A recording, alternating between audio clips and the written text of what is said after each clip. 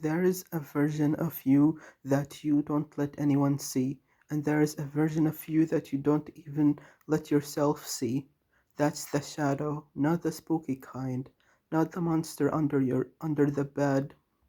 The shadow is simply the parts of yourself you've rejected, the anger you were told was unacceptable, the jealousy you're ashamed of, the greed you pretend you don't have, the lust you hide, the weakness you despise, the fear you've buried so deep you forgot it was there. And here's the thing about the shadow: the more you ignore it, the stronger it gets. The more you pretend it doesn't exist, the more it runs your life from the behind the scenes. It leaks out in ways you don't control, in the joke that's a little too cruel, in the judgment you project onto others, in the sudden explosion over something small, in the pattern you break but can't understand. That's the shadow, not a flaw, a part of you that's demanding to be seen. So, how do you confront it? How do you deal with something you've spent your whole life avoiding? The first step is not to fight it. The shadow doesn't respond to force, it responds to attention, to curiosity, to the willingness to sit with discomfort without looking away. So, you start by noticing, not judging, just noticing. When you feel a reaction that's stronger than the situation warrants, that's the shadow. When you feel contempt for someone else's behavior, that's often the shadow. When you feel a pull towards something you know isn't good for you, that's the shadow calling. And instead of pushing it away, you turn toward it. You ask it, what are you trying to protect me from? What are you trying to tell me? Because the shadow is not your enemy. It's a part of you that got locked away because it was too painful or too dangerous to express. It's the child who was told to stop crying, the teenager who was told to stop being dramatic, the adult who learned that certain feelings weren't safe.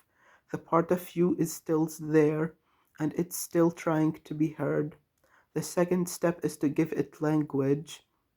The shadow lives in the body, in tension and anxiety, and in compulsive urges, in numbness. It doesn't have words until you give them to it. So you sit in silence and you let it speak, not in a dramatic way, just in an honest way. You say, I am angry, not because I should be, but because I am. You say, I am jealous, not because it's pretty, but because it's true. You say, I am afraid, not because I want to be, because I am. And saying it out loud, even just to yourself, takes away its power.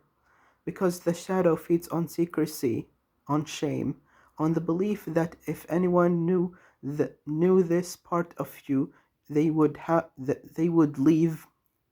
But when you speak it, you take it out of the dark, and in the light it becomes smaller, more manageable, more human. The third step is to integrate, not to act on every dark impulse, but to accept that they are yours, to stop pretending you're above certain feelings, to stop splitting yourself into good and bad.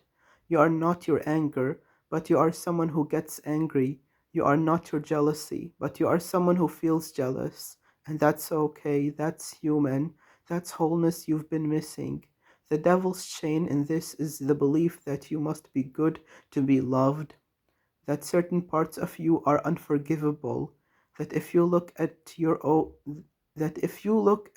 darkness, you'll be consumed by it. But the opposite is true. The parts of you that you hide are the parts that hold the most energy, not destructive energy, creative energy, passion, power, aliveness. The shadow is not just the dark, it's the unused, the unexpressed, the potential you've been too afraid to claim. So confront your shadow, not with a sword, with a lantern, not to kill it, to meet it, to recognize it, to bring it home, because wholeness is not about being perfect.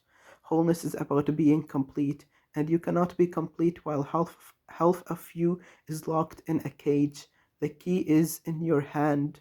You've always had it. The question is whether you're ready to use it.